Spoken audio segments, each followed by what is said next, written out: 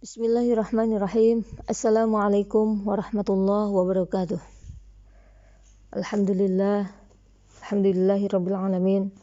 Wassalatu wassalamu ala sayyidina Muhammadin wa ala alihi wa ashabihi ajma'in. Amma ba'd. Kawan-kawanku yang dirahmati oleh Allah Subhanahu wa taala, insyaallah hari ini kita akan melanjutkan materi kita yang kemarin ya. Masih tentang syarat bagaimana Allah Subhanahu wa taala mengabulkan doa-doa kita. Kita ulang lagi sekilas ya. Sesuai dengan surat Al-Baqarah ayat 186, bahwa ketika kita ingin dikabulkan doa-doa kita, maka kita harus melakukan hal-hal yang memang diperintahkan oleh Allah, menjauhi apa-apa yang dilarang oleh Allah, dan kita beriman kepada Allah. Maka nanti Allah akan memberikan petunjuknya untuk kita dan kita menjadi orang-orang yang diberikan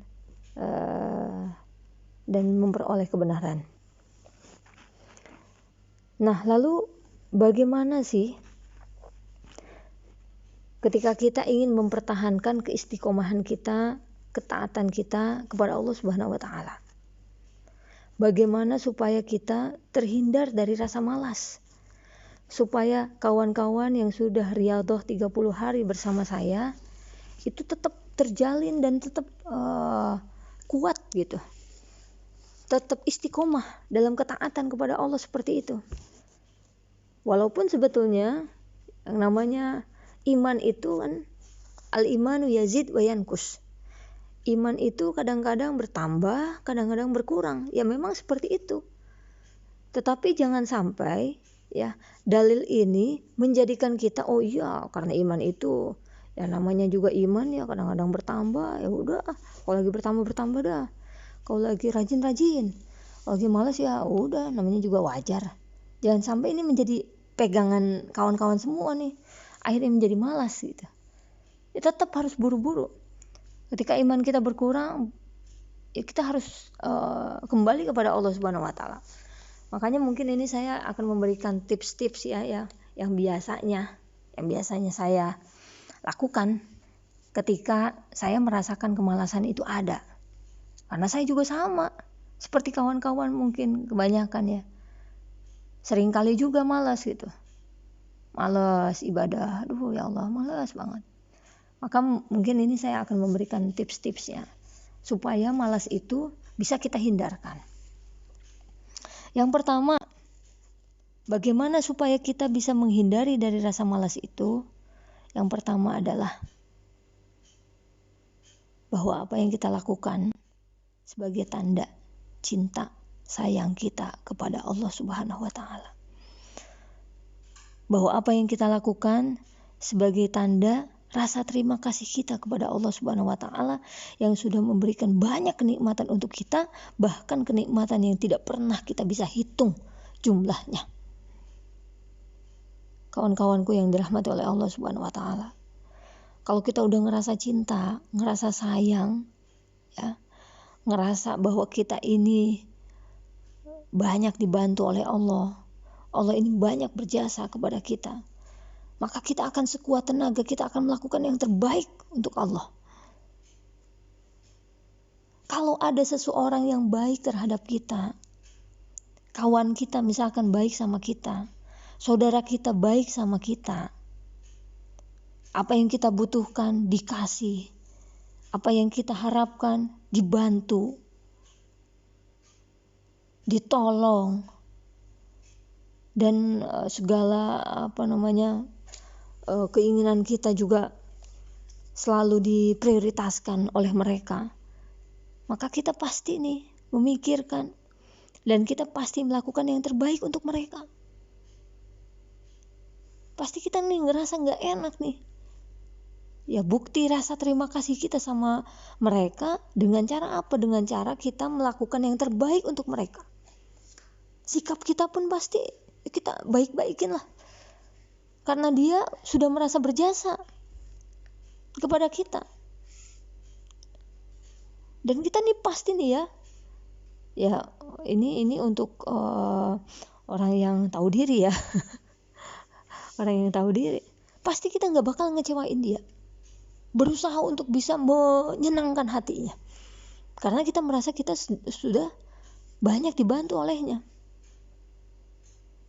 Kalau misalkan kita nih ya, udah banyak dibantu oleh dia, banyak diprioritaskan oleh orang tersebut ya, atau misalkan kita sendiri gitu yang memprioritaskan orang lain, kita sering bantuin orang lain ya, kemudian kita sering memperhatikan orang lain, ternyata balasannya tidak sesuai dengan harapan kita. Ketika kita ada sesuatu hal yang kita butuh bantuannya, padahal butuh bantuannya itu cuma tenaga misalkan ya, cuman pengen misalkan karena rumah kita bocor ya, ada atap yang bocor, kita minta nih bantuan dia nih supaya membenarkan gentengnya, karena gentengnya misalkan ada yang bolong gitu ya, kita beli genteng baru, kita pengen genteng itu dipasang lagi, kita minta tolong sama dia nih, tolongin dong bang, saya ini rumah saya bocor nih, tolong dong, tolong didandanin atasnya, ini saya udah beli gentengnya yang baru. Terus dia menolak misalkan ya, enak aja, emang gue siapa lo misalkan gitu ya, emang enak aja lo nyuruh-nyuruh gue. Kira-kira gimana tuh perasaan kita? Pasti sebagai manusia biasa kita pasti kecewa nih, ya Allah, padahal kita cuma minta tolong cuman begitu doang gitu ya, karena kita pikir dia mampu untuk bisa melakukan itu. Kita juga gak bakalan ngasih kerjaan yang memang bukan faknya. Misalkan nih orang nih ya, kita minta di beresin nih, ada listrik lah gitu, listrik yang korslet gitu ya, kita minta tolongnya sama orang yang biasa masak, bukan biasa ngopenin listrik. Kan kita berarti sudah memberikan pekerjaan, sudah memberikan atau meminta tolong kepada orang yang nggak tepat kan. Orang biasanya masak disuruh dandanin listrik, nggak nyambung kan. Nah ini kita minta tolong sama orang yang tepat, karena dia bisa ngebenerin genteng, ya kita minta tolong sama dia. Apalagi yang kita minta tolong ini adalah orang yang memang bukan siapa-siapa kita, yang sering kita bantu, yang sering kita prioritaskan, yang kalau dia misalkan minta sesuatu juga kita kasih. Lalu ketika kita meminta tolong sama dia, dia bilangnya nggak mau, dia bilangnya malah mungkin mengeluarkan kata-kata yang menyakitkan buat kita. Pasti nih kita merasa perasaan kita juga pasti sakit seperti itu. Nah makanya kita kembali lagi tuh ya, kembali lagi. Kenapa kita ini malas? Ya, karena mungkin kita harus mempertanyakan kepada hati kita, benar nggak nih kita tuh cinta? Benar nggak nih kita tuh sayang sama Allah? Benar nggak nih kita tuh berterima kasih sama Allah atas segala nikmat dan karunia yang Allah sudah hadirkan untuk kita? Apaan sih teh, nikmat yang mana, orang saya susah. Lah kawan-kawan, kalau kawan-kawan mau jual ginjalnya, bisa jadi kok jadi orang kaya. Kalau kawan-kawan bisa misalkan mau jual matanya, bisa jadi kok jadi orang kaya. Ya. Kawan-kawan misalkan menjual hatinya, menjual empedunya, bisa dijual nggak itu? Menjual organ tubuh kita gitu, bisa jadi kok kita jadi orang kaya. Ataupun misalkan Allah menyuruh kita untuk bisa membayar kesehatan kita, bisa jadi kok kita nggak punya apa-apa. Dan kita akan melihat, ya kita ternyata apa yang sudah Allah berikan itu luar biasa kepada kita, banyak sekali. Sehingga kita tidak bisa menghitungnya dan kita tidak bisa membayarnya. Nggak bisa kita membayarnya. Jadi itu motivasi yang harus ditanamkan dalam hati kawan-kawan semua ya. Ketika rasa malas ini datang, kita harus tanya sama diri kita benar nggak cinta sama Allah? Kita benar nggak nih sayang sama Allah? Kita benar nggak nih menjadi hamba yang tahu diri, tahu terima kasih atas segala karunia yang Allah berikan kepada kita. Tuh. Nah, kalau kita sudah cinta, nggak mungkin dong kita melakukan hal-hal yang membuat kecewa.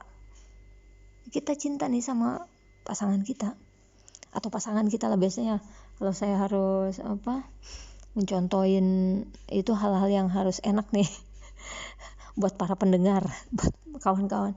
Contoh deh, suami kita ngomong aja, ya Allah beb, istriku sayang, aku cinta sama kamu, misalkan ya.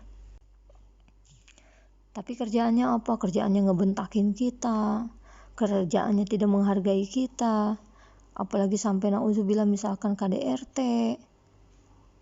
tidak menghargai kita, meremehkan kita di hadapan orang lain, memaki-maki kita di hadapan orang lain, menasehati kita di hadapan orang lain, sehingga membuat kita malu di hadapan orang lain. Kira-kira nih ya, namanya suami kita cinta apa enggak sama kita? Perlu dipertanyakan kan?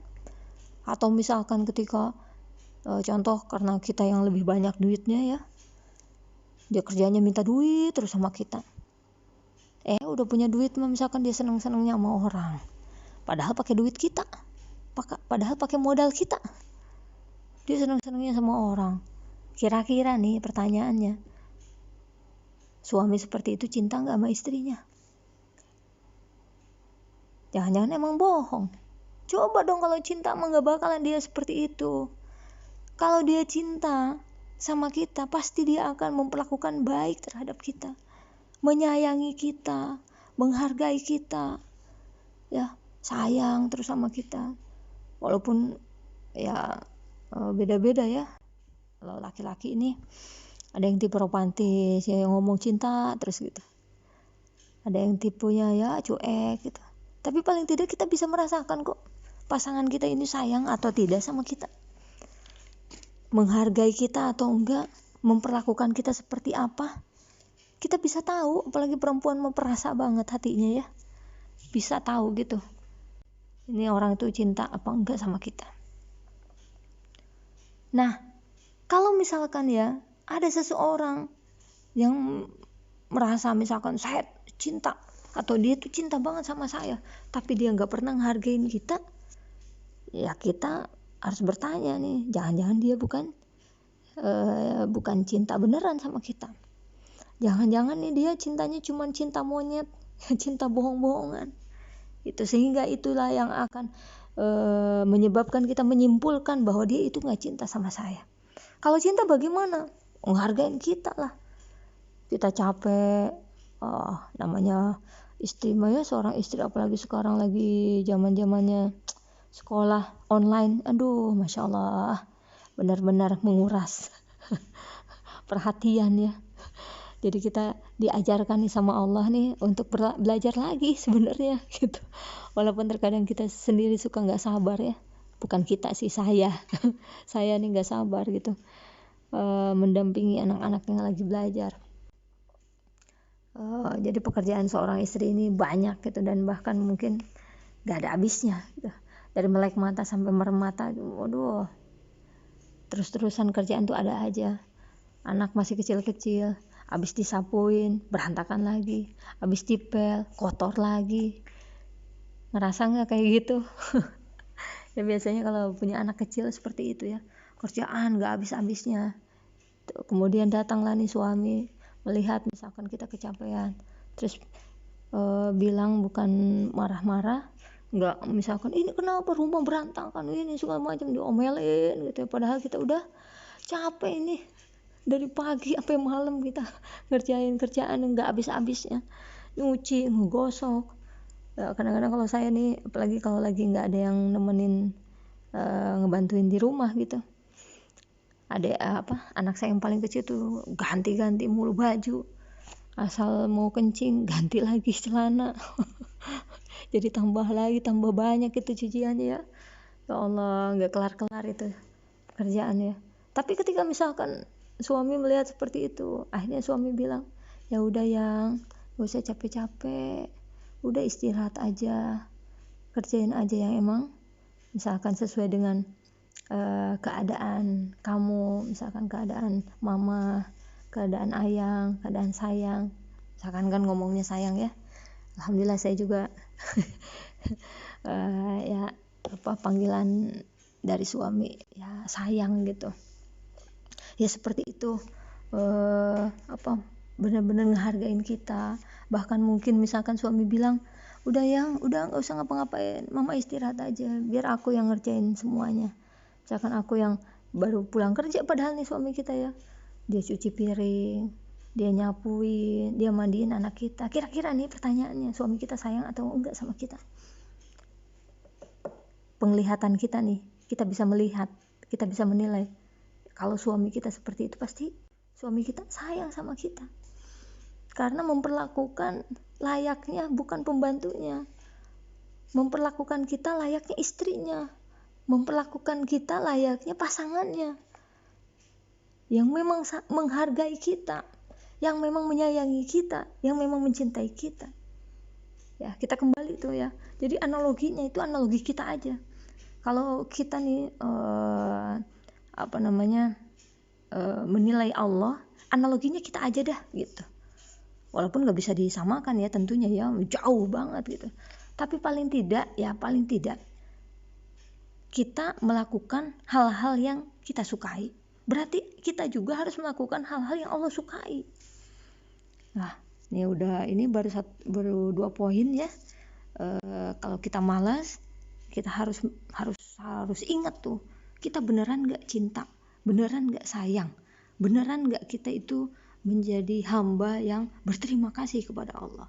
Kalau misalkan memang ketika kita malas, kita ikutin aja kemalasan kita, jangan-jangan kita nggak cinta sama Allah, jangan-jangan kita nggak sayang sama Allah, jangan-jangan kita bukan menjadi hamba yang berterima kasih sama Allah atas segala karunia yang Allah berikan kepada kita.